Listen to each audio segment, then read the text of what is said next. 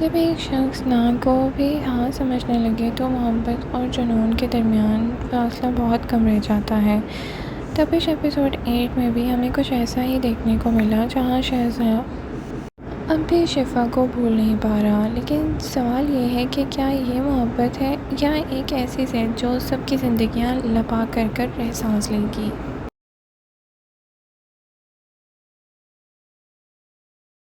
नाज़रीन, तपिश एपिसोड 8 ने स्टोरी के इमोशनल और साइकोलॉजिकल एंगल को और मजबूत कर दिया है। शिफा अपनी नई ज़िंदगी और रिस्पॉन्सिबिलिटीज़ में बिजी नज़र आ रही है, जबकि शहज़ाद सुल्तान का फोकस अब भी उस पर है।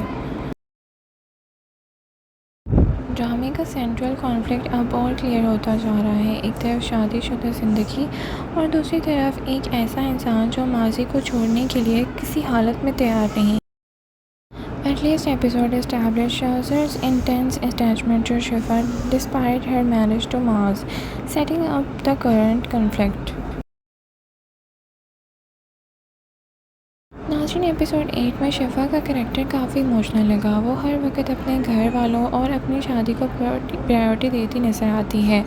उसकी पर्सनैलिटी का सबसे स्ट्रॉन्ग पॉइंट ये है कि वो हर मुश्किल का सामना सब्र के साथ करती है। लेकिन ऑडियंस को ये भी महसूस हो रहा है कि उसकी ज़िंदगी में प्रॉब्लम्स ख़त्म होने की बजाय और ज़्यादा बढ़ने वाली हैं। नाज़रीन, अगर किसी कैरेक्टर ने एपिसोड को डोमिनेट किया है तो वो शहज़ाद था।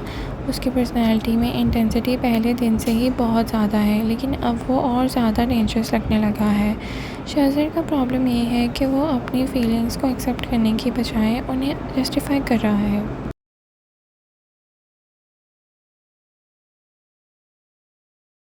उसे लगता है कि वो जो कर रहा है वो मोहब्बत है, लेकिन कई मोमेंट्स में ये ऑब्सेशन और पोसेसिवनेस ज़्यादा नज़र आता है, और यही चीज़ उसके कैरेक्टर्स को और मैनिपुलेटिव बना रही है।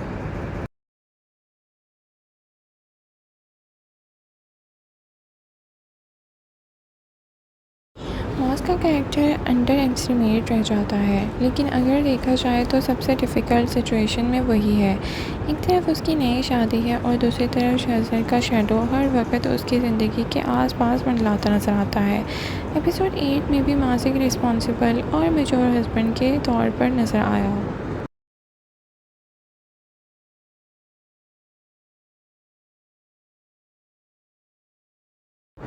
इसी वजह से ऑडियंस की सिंपैथी भी उसके साथ है। नाज़रीन, एपिसोड का स्ट्रॉन्गेस्ट सीन वो था जब शहज़ाद और शिफा के ट्रैक को इमोशनली इंटेंसिटी के साथ दिखाया गया।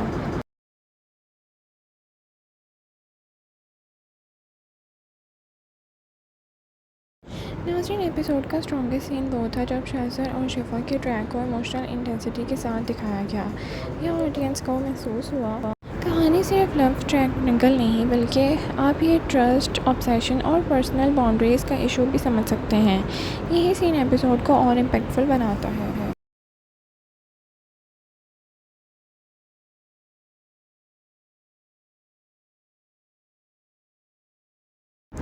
नाज़रीन, ये सवाल सबसे ज़्यादा सोशल मीडिया पर भी डिस्कस हो रहा है कि क्या शहज़ाद एक विलन है, ये सिर्फ एक इमोशनल डैमेज इंसान जो अपनी फीलिंग्स को कंट्रोल नहीं कर पा रहा।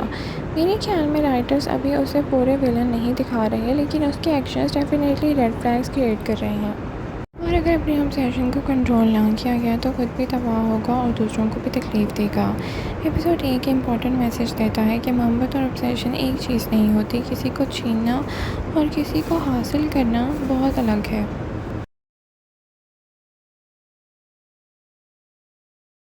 ओवरऑल बात करें तो एपिसोड 8 एक एंगेजिंग और इमोशनल एपिसोड था। शिफा की रेजिलेंस, मास की मैच्योरिटी और शहज़ाद की ऑब्सेशन ने स्टोरी को और ज़्यादा इंटेंस बनाया। आप बताएं, आपको क्या लगता है। Thank you so much for watching. अल्लाह हाफ़िज़।